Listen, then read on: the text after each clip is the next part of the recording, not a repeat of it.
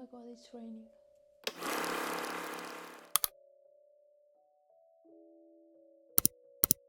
Hello everyone and welcome back to another video. So today I thought it would be fun if I showed you and taught you how I make shirts at home. And this technique, if you will, works for many types of apparel. And yeah, not just shirts. You can stamp tote bags, pencil cases, hats, and all of that. And yeah, I thought it would be good to record this video because when I was just starting to make apparel at home, I didn't know a lot of things. So I hope this video can help someone that's starting out, just like I was a year ago, actually. Yeah.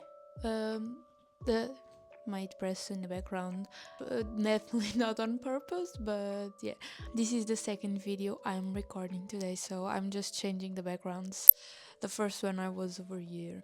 I tried my new wall with prints, but I was not enjoying how it looked, so here we are with the silhouette in there, the printers down there. So yeah, let's get started, shall we? I have my videos notebook here to remember my notes, so I don't forget to explain you anything. Here's the list of materials gonna need: apparel, a shirt for example, a heat press, Teflon paper or Teflon sheets, heat resistant tape, this little thingy to remove hairs and dirt from apparel, scissors, DTFs. Yeah, I think that is it. First of all, to stamp a shirt, we are going to need a shirt, of course. So there are many websites and stores where you can buy blank shirts, like probably on Amazon, Wardens. I personally use a Portuguese store because it's way more cheaper for me. So if you're Portuguese, I will leave every link in the description. But if you're Portuguese, this store is great. It doesn't have a lot of variety of items, but for what I need, it works. For tote bags, I usually buy them in another Portuguese store, which I can also leave them because they have a great selection of colored tote bags and the quality is great. The second step is to make the design and send it to print. So first of all, you need to know what you want to stamp your shirt with and make that design. And then you need to find a place to print DTFs. And if you don't know, DTFs are, I need to read this because I don't know by heart. So DTFs literally mean direct to film, and they are actually printed in layers of color, which you can then apply to any sort of apparel with a heat press. Like, they're just layers and layers of paint, and they come in this little plastic over them, and you heat press them and then you take off the plastic thingy. I use a Portuguese place as well, but I'm sure there are many options in your own country. Many local stores that probably do that, so yeah, you should definitely look for those. You can also order DTFs by meter, which makes them a lot cheaper. I always do that, except for when I just need like to stamp a shirt, but which also is not very affordable, let me tell you, because if you buy a meter of DTF, is way cheaper if you buy like an A3 of DTF. You get more for a cheaper price. The third step, the heat press. You'll need obviously a heat press. I have the Locklick Auto Heat Press. I hope I said that name correctly.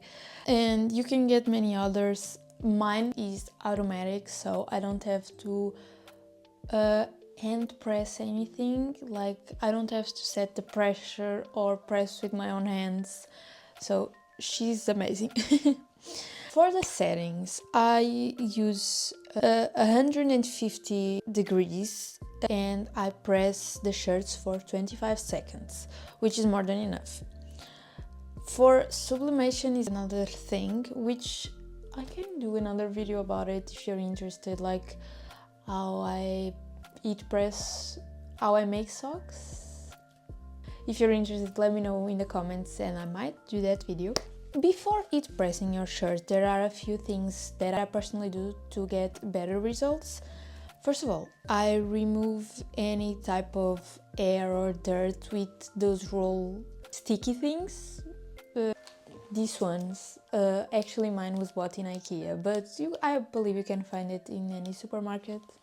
And I also heat press just the shirt for like 5 to 10 seconds to just remove any type of moist or humidity, so then the DTF just stays there and there's no need to press twice or anything. Then after you remove the humidity of your shirt, you can then place the DTF over it, and I personally do this. I don't know if everyone does this because I've seen other artists not using the Teflon paper. I don't know if it's called paper, but this little thingy. I put it over the DTF because the Teflon protects the design from too much heat. And yeah, I also use heat resistant tape in case the design is too big and it's just moving around your shirt. And it has to be heat resistant tape because this one won't burn. Normal tape will burn, will probably melt and stay in your shirt, so we don't want it. Then you can let it cool down and then remove the protective paper plastic thingy.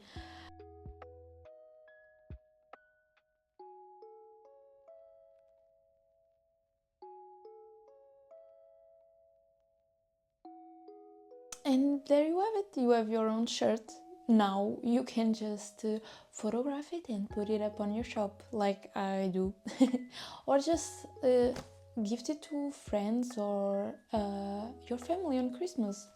That's a great idea, so keep that in mind. So then you have your shirt. I'm actually using mine. I hope I recorded more videos to showcase this one, but yeah. And that's basically it. It's very easy to make TF apparel at home. If you have any questions, please let me know in the comments. I will answer all of them the best I can. And if you're interested about sublimation, which I can show you an example. Here are my socks, my Flying Bison socks. These are great. These were just honestly a test. I don't know if I'm gonna sell these. But if you want to see how I do this at home with this very same heat press, do let me know. I will obviously record a video for you, a tutorial, anything. I will answer all your questions. Feel free and ask away.